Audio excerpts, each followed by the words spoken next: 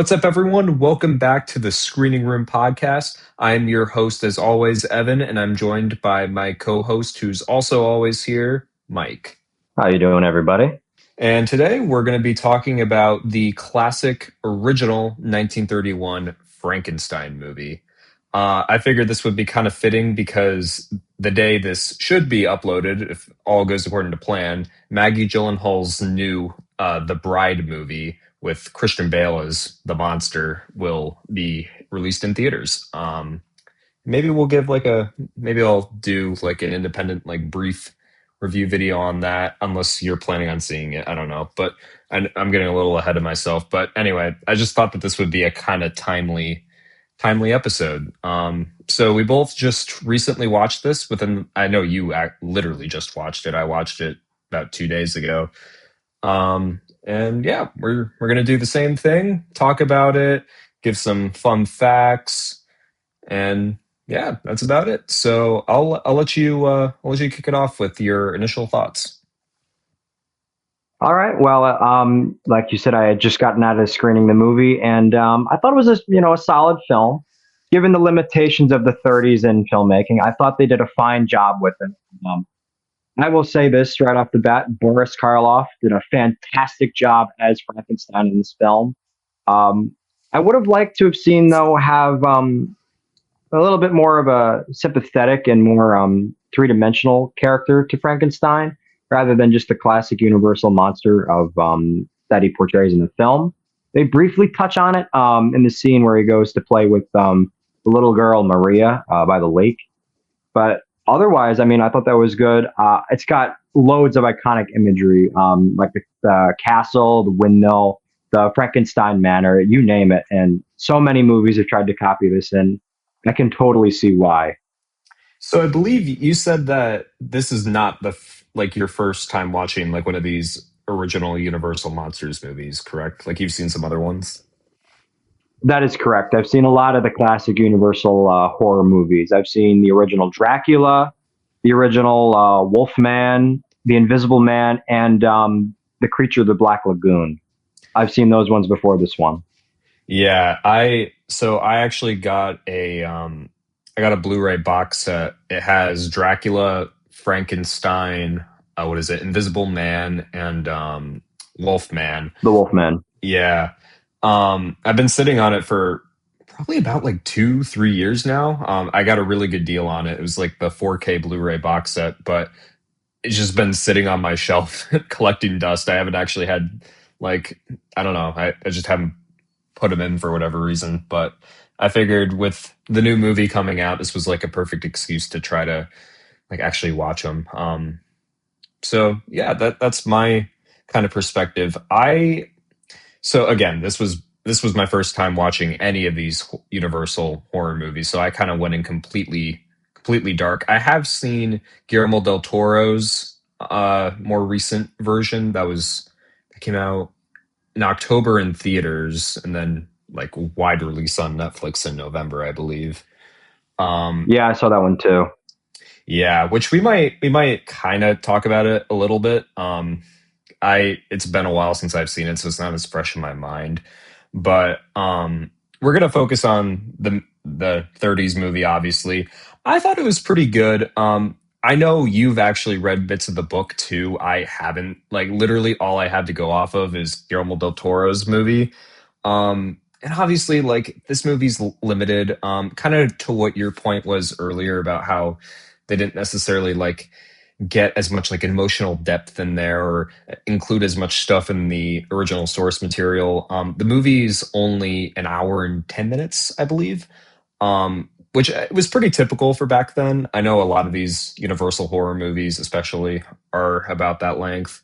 Um, but I feel like they still did a pretty good job. For me, I was just more fascinated by watching like the practical effects, whether that be like the actual prosthetics, the real locations. It was really well done, given the time period, obviously.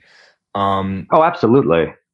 yeah, and I mean, I do agree with your point that it would have been cooler to show more of like the tragedy of the monster because like you said, really the only thing we get is when he like accidentally drowns the little girl because she just doesn't know any better. Um, but other than that, like we don't really see a lot of it. It almost, you know what it reminded me of? It kind of reminded me of have you seen the, I guess really any version, but I guess specifically I think it's 1930s or maybe early, I think it's late 30s, the King Kong movie. I haven't had a chance to watch the full thing. I have seen bits and pieces of it though. Yeah, I don't know. It kind of reminded me of like, I mean, it's been ages since I've seen it. I somewhat more recently watched the Peter Jackson like 2003 remake, but it kind of reminded me of how like both quote unquote monsters in this case are like sort of misunderstood. They're both put into a habitat that they just can't really fit in necessarily, and then they're just, I mean, they're literally in both scenarios, like just hunted down, whether in this movie's case by people with like torches just storming them down in the windmill, or in King Kong's case, people just shooting them off the Empire State Building in little airplanes. I feel like that was a big theme, almost like fitting in. I don't know. It was really good though. Again, I think Guillermo del Toro's movie did a better job kind of focusing on that, but I still feel like for what it is, especially given the runtime, technical limitations, all that, I feel like they did a pretty good job with this movie. Yeah, I would consider this story to be a more simplified version of the Frankenstein tragedy. Like you did say, it was a shorter runtime because that was more standard back then in the 30s and 40s. But I still thought it was a fine film, and if anyone has any doubts about watching it, I seriously consider checking it. If not only for just a quick, nice, easy version of the Frankenstein story, definitely for the practical effects and then just the iconic imagery throughout. Absolutely. And I mean, again, I was in that boat too. I literally bought this movie and, some of the other Universal movies, and they've just been sitting on my shelf for years collecting dust. And I finally decided to put them in, and I don't regret it at all. And I'm going to go through the other three probably like over my spring break, honestly, because I'm really quite fascinated by it. So definitely definitely worth a watch. And again, they're really short. I think all four of those specific movies, I think they're all a little over an hour. Like they're very bite size. I Yeah, mean, most movies are literally double. Like you could watch two of these movies in place of one like modern movie. So they're really not that bad. They're literally the same length as like a Stranger Things episode. Like it's pretty or less. digestible. Yeah, or less. Yeah, Yeah. or less. Yeah, the average runtime for these are about just a little over, about like an hour five. Right. And I mean, yeah. So I feel like it's worth watching. Obviously when I reviewed it, which we're gonna get into like her specific scores, I did kind of factor I feel like whenever you rate an older movie in general, you have to kind of put yourself in the position of like where audiences were and where like the technology was at the time. In this case, almost 100 years. I mean, this movie is going to have its 100th anniversary in a couple years. So I feel like, Yeah, it's wild. yeah, so I feel like you almost have to rate it a little differently than you would The Bride or Guillermo del Toro's movie, which was factored into my review. I'm gonna save my actual like score that I gave it, and obviously our combined score until after we go over our fun facts section. But before we do that, I just wanted to see if you had any last remarks you wanted to give before we went into some fun facts. Yeah, my last closing bit on that is I completely agree. A lot with these older films, a lot of people have to take into consideration just the limit on the technology. And at the time, cinema itself was just a relatively new thing. And for them to go and adapt an iconic story like that, I feel like it really it stands the test of time that it still holds up this well. As you know, you had mentioned, it's going to be 100 years old within 10 years, and that's crazy to think about. Yeah, 5 years. It's gonna be 100. That's insane. And the fact that it looks so good. I know they did a lot of crazy restoration work. There was a lot of I watched like a YouTube video on it, like as part of like the 4K Blu-ray review, and the like restoration that they did. It's insane. How crazy, how good they can make these movies look, even 100, literally almost 100 years later. So yeah, obviously, like we said, go watch them. But with that said, Absolutely. we're gonna go into some trivia here. Once again, I give all credit to Mike for coming up with these bullet points here. So with that said, I'll let you kick it off. All right, thank you.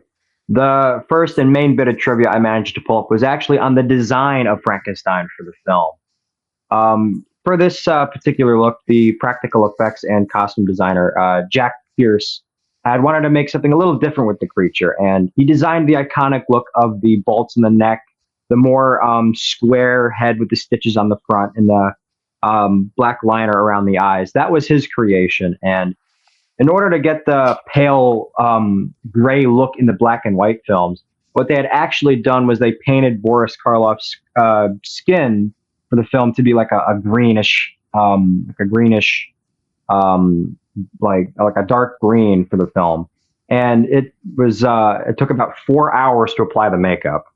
And as for the costume, they had also managed to create the iconic wardrobe too as a separate thing. And the shoes that Frankenstein ended up wearing were supposed to be about 13 pounds each, which I can't imagine doing in any of the Rocky scenes.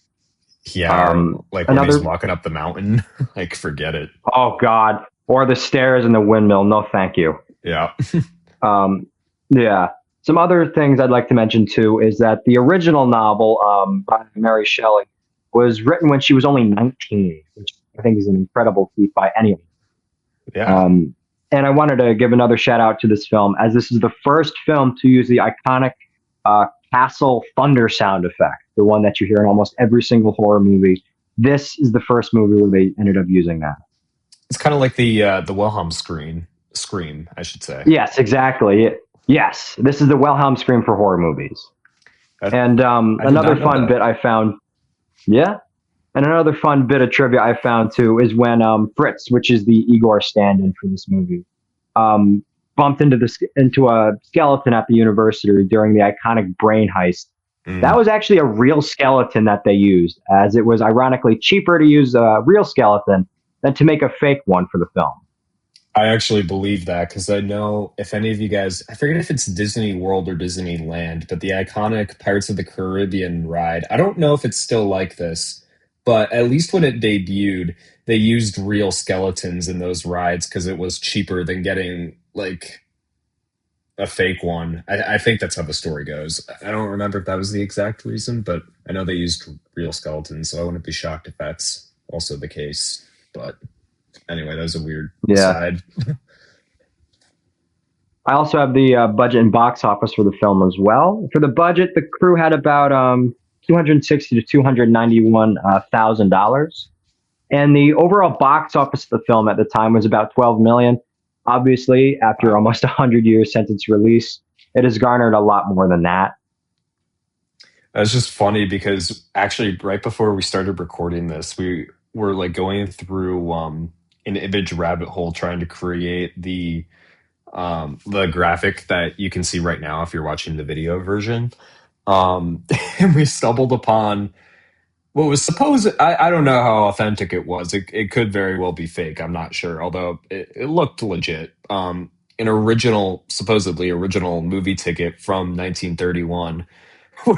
The ticket price was 12 cents, Oh man, I would which love to see movies be 12 cents again. could you imagine?